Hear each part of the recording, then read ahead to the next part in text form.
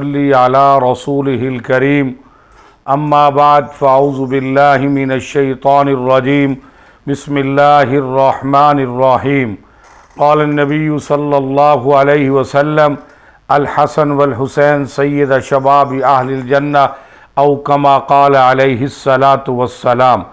سیدنا امام حسین رضی اللہ تعالیٰ عنہ کا علمی مشغلہ، سید السادات حضرت سیدنا امام حسین رضی اللہ تعالیٰ عنہ اپنے بھائی سیدنا امام حسن رضی اللہ تعالیٰ عنہ سے 1 سال چھوٹے تھے۔ جب نبی اکرم صلی اللہ علیہ وسلم کا وصال ہوا تو آپ کی عمر اور کم ہو گئی۔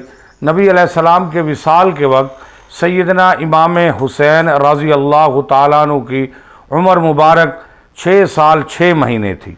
اتنی چھوٹی عمر کا بچہ کتنی باتوں کو یاد کر سکتا ہے، لیکن پھر بھی نبی اکرم صلی اللہ علیہ وسلم سے روایات منقول ہیں۔ محدثین نے ان روایات کو شمار کیا جو 8 کے قریب ہیں۔ سیدنا امام حسین رضی اللہ تعالیٰ عنہ نبی اکرم صلی اللہ علیہ وسلم سے روایت منقول فرماتے ہیں کہ نبی حضور اقدس صلی اللہ علیہ وسلم کا ارشاد ہے کہ جب کسی مسلمان مرد یا عورت کو کوئی تکلیف پہنچے، کوئی مصیبت پہنچے، پھر وہ مصیبت اور تکلیف کچھ عرصے کے بعد یاد آئے، پھر پڑھے انا للہ و انا الیہ راجعون، تو پھر بھی اتنا ثواب اور اجر ملے گا جتنا ثواب جب تکلیف پہنچی تھی، مصیبت اور تکلیف پہنچی تھی اس وقت پڑھا تھا، اور جب عرصے کے بعد جناب والا وہی مصیبت اور تکلیف یاد آئی پھر پڑھا انا للہ و انا الیہ راجعون، تو وہی برابر اللہ اجر اور ثواب عطا فرماتے ہیں۔ دوسری روایت جو سیدنا امام حسین رضی اللہ تعالیٰ عنہ سے ہے، فرماتے ہیں کہ جب دریا کے اندر کشتی میں سوار ہوں تو اللہ ڈوبنے سے امن کا ذریعہ عطا فرماتے ہیں، اللہ حفاظت فرماتے ہیں۔ یہ دعا پڑھ لی جائے، بسم اللہ مجریہا و مرساہا، بسم اللہ مجریہا و مرساہا ان ربی لغفور الرحیم۔ فرمایا یہ جو بندہ دعا پڑھ لے گا، نبی اکرم صلی اللہ علیہ وسلم کا ارشاد گرامی ہے، سیدنا امام حسین رضی اللہ تعالیٰ عنہ فرماتے اللہ ڈوبنے سے امن کا ذریعہ عطا فرماتے ہیں، کشتی کے اندر کشتی کی اللہ حفاظت فرماتے ہیں۔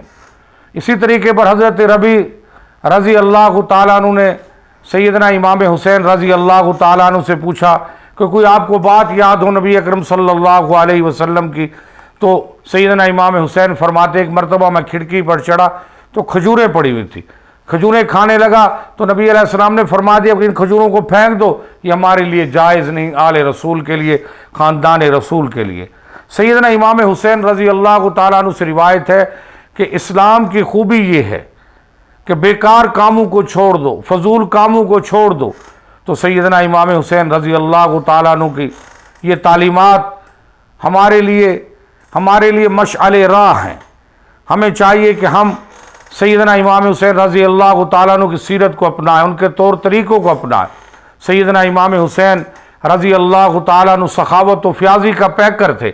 ایک مرتبہ گھر میں نماز پڑھ رہے تھے، سائل نے آواز دی تو آپ نماز کو مختصر کرتے ہوئے فوراً دروازے پر آئے اور دیکھا کہ سائل خستہ حالت میں واقعی حقدار ہے، مستحق ہے۔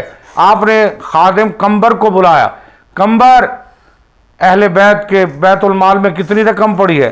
فرمایا اہل بیت میں تقسیم کے لیے 200 درہم۔ فرمایا اہل بیت سے زیادہ مستحق آ گیا ہے، حقدار ہے، اس کی حالت تو دیکھو، خستہ حالت ہے، اس کے پاس کچھ نہیں۔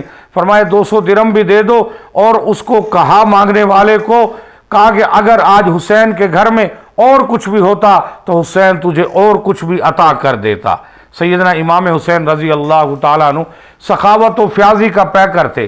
ہمیں بھی چاہیے کہ ہم بھی اپنے اندر سخاوت و فیاضی کا مادہ پیدا کریں، راہ اللہ میں اپنا مال خرچ کریں، انسانیت کی خدمت کریں، مخلوق خدا کی خدمت کریں، یتیموں، مسکینوں کی، دستگیروں کی، حاجت مندوں کی، معذوروں کی، بیوگان کی ہم بھی خدمت کریں۔ سخاوت و فیاضی کا پیکر تھے، عاجزی اور انکساری کا پیکر تھے سیدنا امام حسین رضی اللہ تعالیٰ عنہ۔ آج غرور و تکبر کا نام و نشانی تھا، بڑائی کا نام و نشانی تھا۔ ایک مرتبہ جا رہے تھے گھوڑے میں، راستے میں دیکھا فقراء مانگنے والے کھانا کھا رہے ہیں، انہوں نے دعوت دی کہ آئیں ہمارے ساتھ کھانا کھائیں۔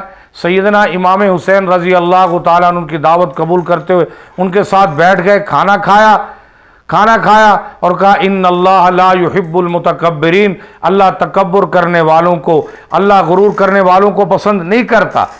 آپ نے ان فقراء کے ساتھ، مانگنے والوں کے ساتھ، آج ہمارے اندر اتنی بڑائی ہے، اتنا تکبر ہے، اتنا غرور ہے کہ ہم نچلے طبقے کے ساتھ بیٹھنا گوارا نہیں کرتے۔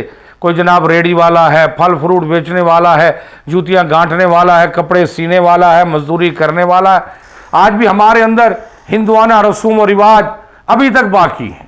جناب والا ہمیں چاہیے کہ جو بھی جس طریقے سے حلال رزق کما رہا ہے مسلمان بھائی ہے، ہمیں چاہیے ہم اس کا قدر کریں، ہم احترام کریں۔ یہ حسینیت کا درس ہے، یہ حسینیت کا سبق ہے۔ پھر ان فقراء کو، ان مانگنے والوں کو دعوت دی کہ میرے گھر تشریف لانا۔ پھر وہ سیدنا امام حسین رضی اللہ تعالیٰ عنہ کے گھر تشریف لائے۔